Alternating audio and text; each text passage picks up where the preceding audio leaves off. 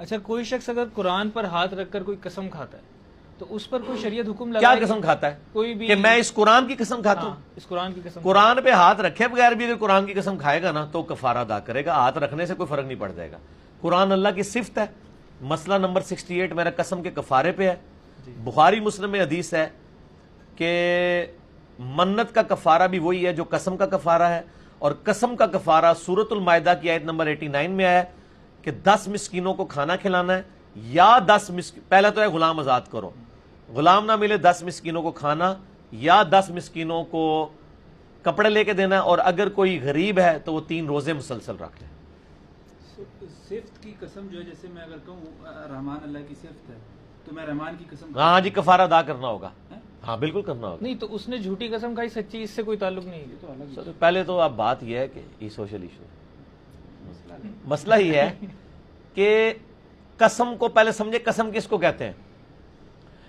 ایک قسم لوگ یہ کہتے ہیں کہ میں قسم اٹھاتا ہوں اللہ کی میں نے یہ نہیں کیا, جی اس کا تو کوئی کفارہ نہیں ہے, یہ تو جھوٹ بولا ہے آپ نے اگر آپ نے کیا ہوا ہے.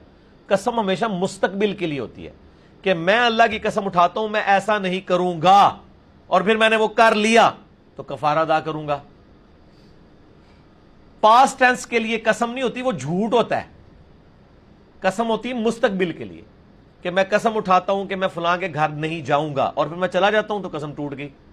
یہ نہیں کہ میں قسم اٹھاتا ہوں کہ میں فلاں کے گھر نہیں گیا تھا اور میں گیا ہوا تھا, اس کا کوئی کفارہ نہیں, آپ نے جھوٹ بولا ہے.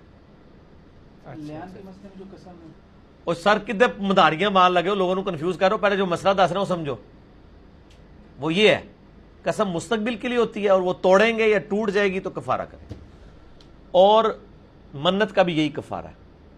اور اگر آپ نے منت غیر شرعی مانی ہوئی ہے اور اس کو توڑ رہے ہیں کہ میں منت مانتا ہوں کہ میرا بیٹا پیدا ہوا تو میں اس کی چٹیاں بناؤں گا, سال بعد فلاں دربار پہ جا کے کاٹوں گا, پھر آپ کو اللہ نے ہدایت دے دی, آپ کہتے ہیں یہ تو ہے ہی بدعت ہے, میں قسم توڑتا ہوں منت توڑتا ہوں, تو اس کا کفارہ کوئی نہیں ہوگا, کیونکہ جو آپ نے پہلے مانی تھی وہی جعلی تھی.